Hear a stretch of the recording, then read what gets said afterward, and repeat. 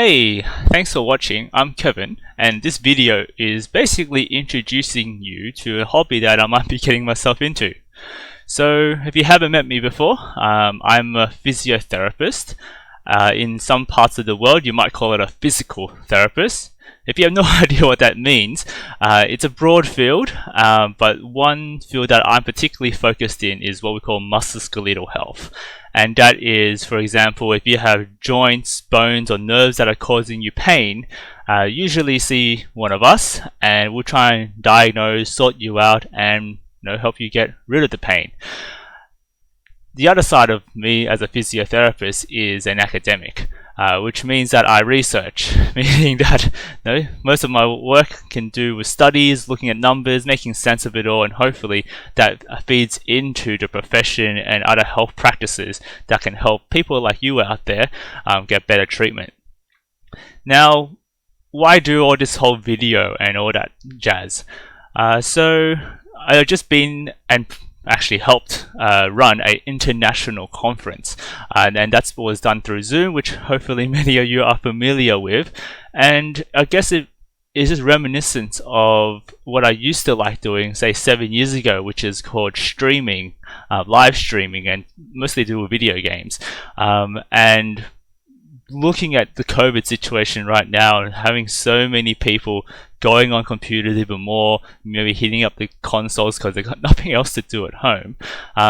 This kind of touches on this topic that I've been passionate about for years, been following the scene, and perhaps I can do something with it. And as you can probably see, I think it's over here, yep, that's kind of like the agenda of what I'm going through. And yeah, if you tune in, I can kind of go through some of these bits, and perhaps you might want to tune in for the future stuff I do.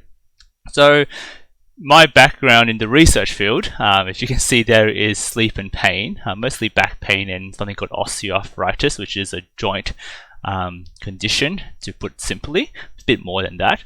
And it is something that I see very common in younger people, particularly teenagers that play video games. They usually don't sleep early. They often have some sort of pain, often back and neck pain, perhaps some arm pain from playing hours on end. Even I've had a bit of that myself as a younger person, and a bit now that I'm a bit older. And yeah, basically the other interest, as you should probably just working out by watching this video, is obviously gaming, both in the sense of playing video games, but also in the sense of using games and that concept into other fields, such as if you want to get better in health, we might turn things into a game or gamification that actually might motivate you to do things. So the last thing I'm interested in is digital health. So again, back to COVID, as much as I like face-to-face consults, it's getting more common that we are relying on the digital health. It's been important before for people who can't access care in the cities, maybe they live out in the rural country, but in the sense where there's a virus happening and it is better to social distance. I should probably say physical distance, because we shouldn't be socially isolated. But yeah, it's digital health is something that's growing. It's getting being better adopted. And it's something that's I guess you could say the cutting edge. So that kind of brings to another venture I'm looking at, which is live streaming. Because like a webinar, yes, it's not fancy and new. There's been something called Twitch that's been existing for ages, and I'm going to switch to desktop, and I'll show you that screen in a second. But this is Twitch, and basically you can watch anyone play games. I'll just click on a random one, and you can imagine it's just a webinar. It's someone playing games. They might be doing exactly what I'm doing here. I'll just mute him so we can't hear him. And I do like this guy. He's pretty entertaining. And people will type on the chat, and yeah, and the person who's streaming can interact. It's just basically a webinar. Now, of course, the chat room online, just like YouTube comments, can go a bit crazy, but that's how it is. So let's just get rid of that for a second and basically I'm thinking of putting a channel up here, and you can see there's so many different games, so many people doing all sorts of stuff, and I'm definitely not the most entertaining person, but there is some niche that I can do as a physio. I can probably review some stuff, and I can play games, you can watch, but people can ask questions about, all sorts of stuff that relates to pain while gaming and whatnot. Maybe I can answer them. You probably should see a health professional, but it's definitely something I'm interested in. They can probably point you to the right places.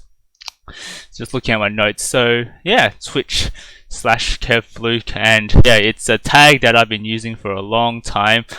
If you keep watching me, I'll probably explain it one day where it came from.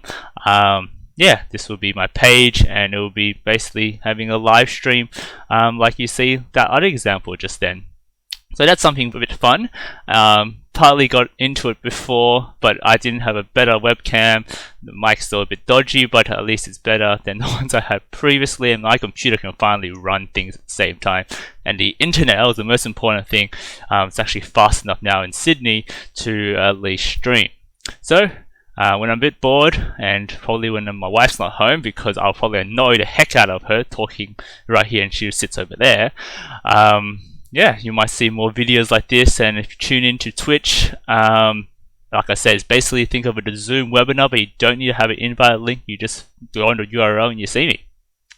So one big thing that many of you probably don't know is something called esports, and it's basically sports, but E means electronic. And yeah, you're like thinking, oh yeah, extreme sports, or no, any sorts of important events. And I love watching Red Bull sometimes, mainly in the gym, as when you used to be face to face, you used to always be playing with some music video background, and you just watch all these people do crazy stuff, and you're just hoping as a physio they don't fracture every single bone they have in their body. But yeah, interestingly enough, I'm using this website just to prove to you, if you have many doubts, that yeah, people actually play computer games or console games as if it's like their job, like going for like the top team in the FIFA World Cup and winning a prize money. You can do such a thing with a bunch of 5 nerdy people at a computer screen, and yeah, win big tournaments and whatnot. And just like how professional sports have physiotherapists, that's how I got into the whole idea of wanting to become one. I've been watching the Australian Open, which is tennis for those who are uninitiated, and I mean, it's when you see a physio go up, it's a very narrow view of what physiotherapy can be. But yeah, you can see that professional face-to-face sports yeah, have people looking after their bodily health. And when you look at so many people playing computer games, and I don't see any crazy pictures here, but you can see the awkward postures, all these sorts of things, and it just kind of makes you think about yeah, what kind of musculoskeletal problems they have. And it also brings the question to a lot of people who do play these games, well, yes, they do get pain, and where are they going to go to the right source? So one of the things I might be starting up in the initial videos is maybe just reviewing some of the things that are already out there. This is not something fancy. These guys here have been doing this for at least 4 years now.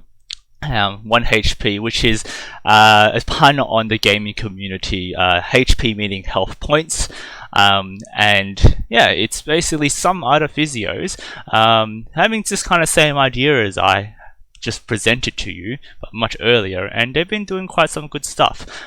So yeah, they made a website. They're at least pointing people to more credible resources than just googling, keyboard pain, and all you get sold is a whole bunch of ergonomic keyboards, which I can rant about for ages, and I'll save that for another video. But yeah, you can see about all these different things, and they're not just people who are physios and just looking at a gaming community. They can, that they play games because they have nice references. You can watch them on Twitter and stuff. So yeah, I'm just plugging these guys out, and I did contact them a bit earlier today, and perhaps there might be something happening on with that. So yeah, that's the plan. Maybe I might start off with some videos, reviewing some of the stuff here, and it's nice that even these guys know that it's not just musculoskeletal issues. And for those who forgot, bones, joints, nerves, but yeah, sleep definitely plays a part in the health of people who play video games a lot, including myself. And yeah, I might do some other stuff on the show. I'm actually play games and do what a lot of other people do. But I think the thing that might be a bit more interesting, for myself at least, who knows if people ever watch my videos, but perhaps at least one person because you're watching. And yeah, so going from there. So that's all I have to say. I have no idea how long this video is going for. It's already 10 minutes. See, I can ramble, and I guess that's why I'm a lecturer as well. So yeah, thanks for watching. Pick up the streams later. Let me know if you have any interesting topics you want me to go through, and then you can join me live and ask me those questions.